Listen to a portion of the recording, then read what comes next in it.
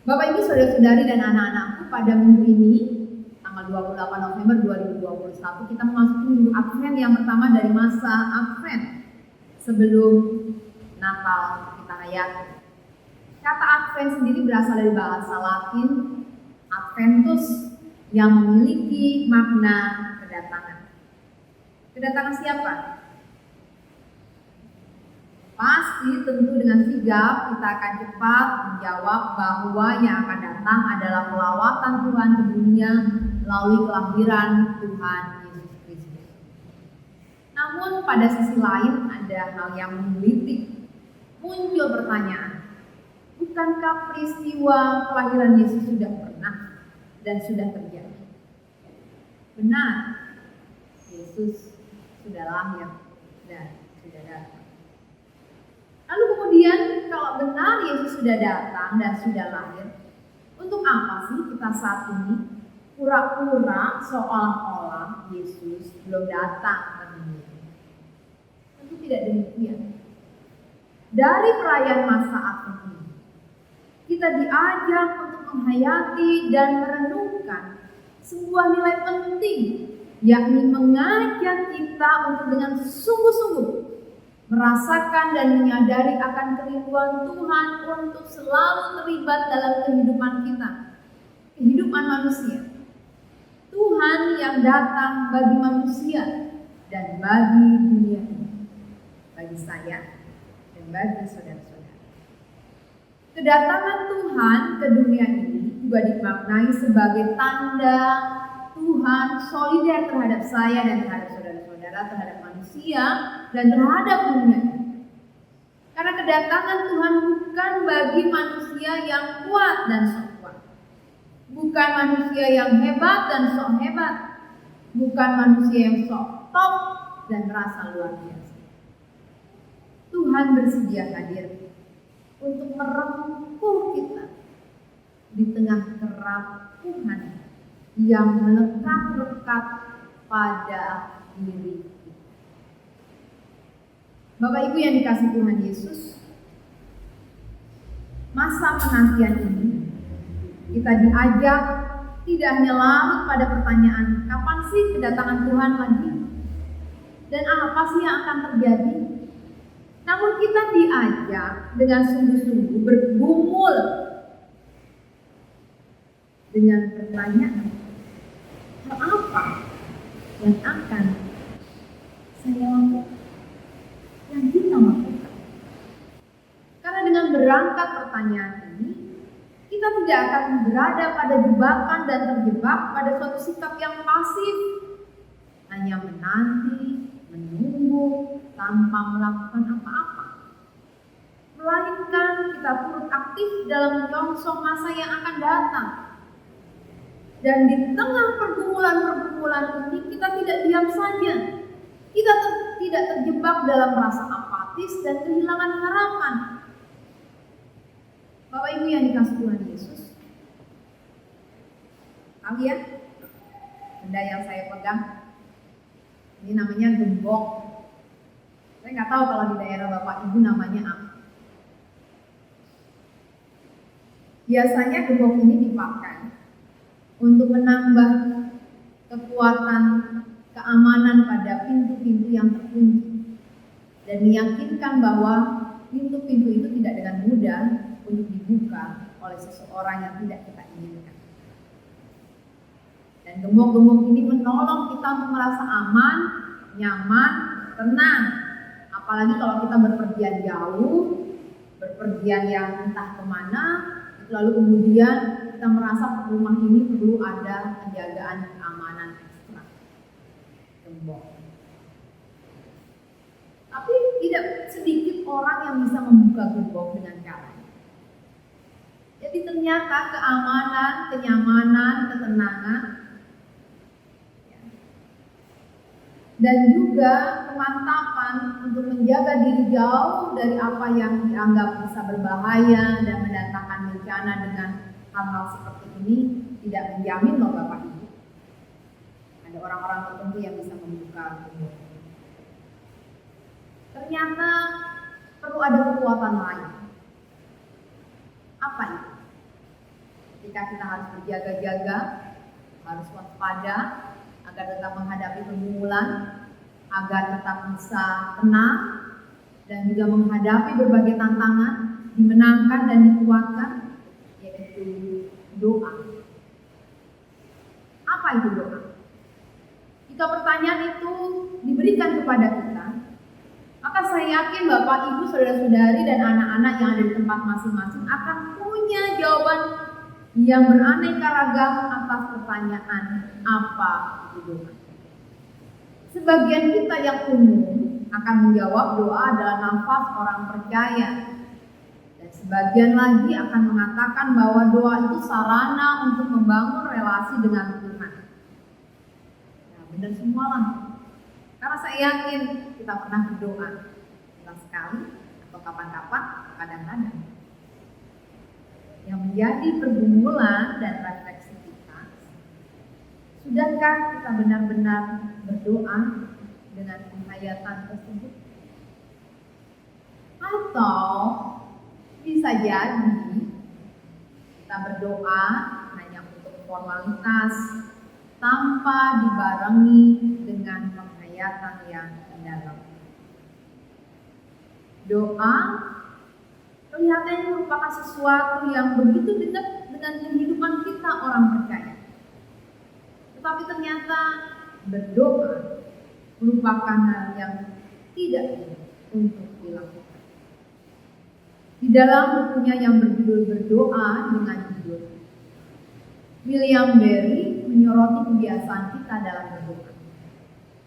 Biasanya alih-alih kita menyerahkan semua kepada kehendak Allah, malah seringkali terjadilah kita memaksa kehendak kita kepada Tuhan. Kita seringkali dengan percaya diri meyakini bahwa Tuhan itu pasti akan menuruti kemauan kita, kemauan saya, kemauan aku. Melalui kemauan ini sebenarnya kita sedang menuju pada persoalan yang serius. Ketika apa yang kita minta tidak terjadi, kemudian kita merasa kecewa kepada Tuhan, dan lebih parahnya kita menggugat Tuhan, melupakan Tuhan, meninggalkan Tuhan, dan tidak peduli pada kehidupan kita. Dari fenomena inilah kemudian Barry dalam bukunya menyarankan kita untuk memperbarui cara kita menghayati doa. Barry mengatakan doa bukanlah untuk mengubah rencana Tuhan, akan tetapi di dalam doa kita memohon agar kitalah yang berubah untuk percaya kepada penyelenggaraan Tuhan di dalam kehidupan kita. Nah, ternyata untuk sampai titik pemahaman ini, Ibu Bapak dan Saudara-saudari, kita memerlukan kedisiplinan iman di dalam kehidupan doa kita.